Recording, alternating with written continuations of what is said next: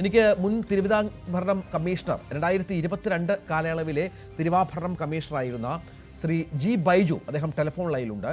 നമുക്കറിയാം ഇതുമായി ബന്ധപ്പെട്ട് ചില പ്രചരണങ്ങൾ നടന്നിരുന്നു. ശ്രീ ബൈജുവിൻ്റെ പേരൊക്കെ വന്നിരുന്നതാണ്. അതിൽ ഒരു തെറ്റിദ്ധാരണ പൊതുവെ ആളുകൾക്കിടയിൽ പടർന്നത് 2019 തിരുവാഭരണം കമ്മീഷണറുമായി ബന്ധപ്പെട്ടാണ്. അത് KS ബൈജു ആണ്. അദ്ദേഹം മറ്റൊരു വ്യക്തിയാണ്. ഇപ്പോൾ നമ്മളോട് സംസാരിക്കുന്ന ജി ബൈജു. അദ്ദേഹം നേരത്തെ മാധ്യമങ്ങളിലൊക്കെ ഇക്കാര്യത്തിലൊരു വിശദീകരണമൊക്കെ നൽകിയിരുന്നു. ശ്രീ ബൈജു, സ്വാഗതം.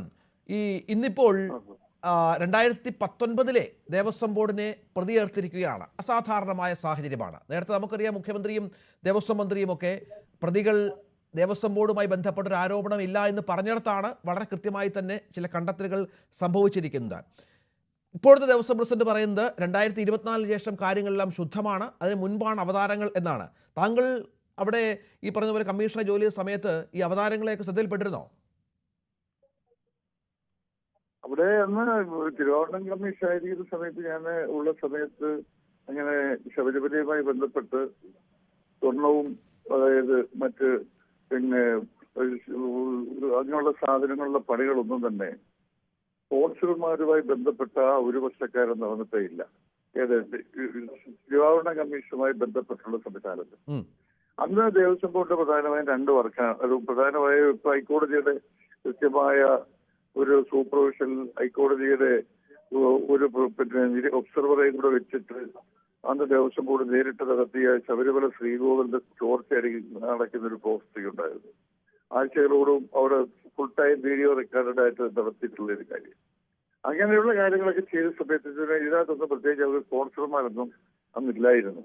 അതെല്ലാം ദേവസ്വം ബോർഡ് നേരിട്ടായിരുന്നു അത്തരം കാര്യങ്ങൾ തന്ത്രി പറഞ്ഞതനുസരിച്ച് നമ്മൾ അങ്ങനെ ചെയ്തു പോയി.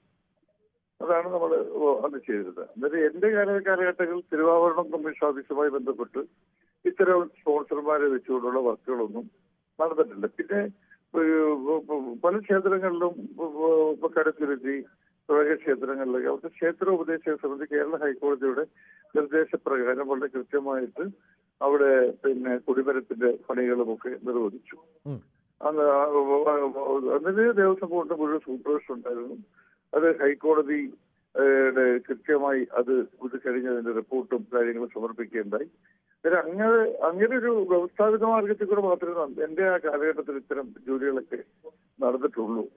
പിന്നെ നമുക്ക് മനസ്സിലാകാത്തത് ഈ ദേവസ്വം ബോർഡ് പ്രസിഡന്റുമാർ പറയുന്നത് ക്രെഡിറ്റ് മുഴുവൻ ഉദ്യോഗസ്ഥർക്ക് നല്ല കാര്യങ്ങൾ സംഭവിച്ചാൽ, എന്തെങ്കിലും വീഴ്ച പറ്റിയാൽ ഞങ്ങൾക്ക് മേലെന്തിന് കുതിര കയറുന്നു എന്നുള്ളതാണ്. കാരണം ഞങ്ങൾ അറിയാതെ ഉദ്യോഗസ്ഥർ മാത്രം മുൻകൈയെടുത്ത് ഇടനിലക്കാരായാണ് ഇത്തരം പരിപാടികൾ അല്ലെങ്കിൽ അവതാരങ്ങളെ ഇങ്ങോട്ട് കൊണ്ടുവരുന്നത് എന്ന് പറയുന്നതിൽ എന്തെങ്കിലും അർത്ഥമുണ്ടോ?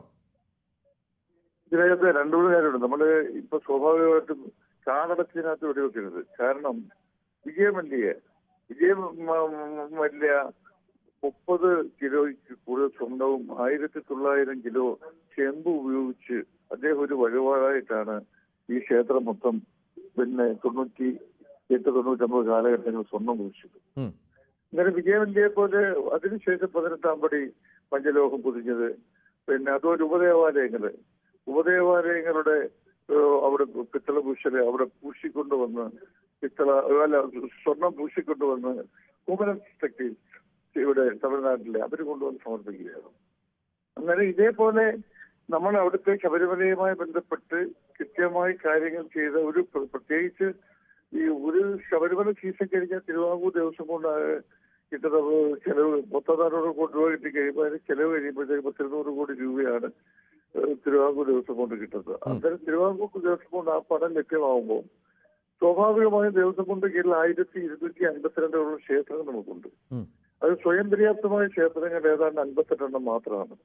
അന്നേരം കൂടുതൽ വികസന പ്രവർത്തനങ്ങൾക്കും വരുന്ന ഭക്തന്മാർക്കും കൂടുതൽ സൗകര്യം ഏർപ്പെടുത്താനും സ്വാഭാവികമായും സ്പോൺസർമാർ രംഗത്ത് വന്നാൽ അതിനെ എന്റർടൈൻ ചെയ്യുന്ന അല്ലെങ്കിൽ പ്രോത്സാഹിപ്പിക്കുന്ന സമീപനം മുൻകാലങ്ങളിലും ഇപ്പോഴും ഒക്കെ ബോർഡ് സ്വീകരിച്ചിട്ടുണ്ടെന്നുള്ള സത്യമാണ്. പക്ഷേ അതിനകത്ത് ചില ജാഗ്രത കുറവുകൾ സംഭവിച്ചിട്ടുണ്ട് എന്നുള്ളത് ഈ സംഭവത്തിന്റെ ഏറ്റവും വലിയ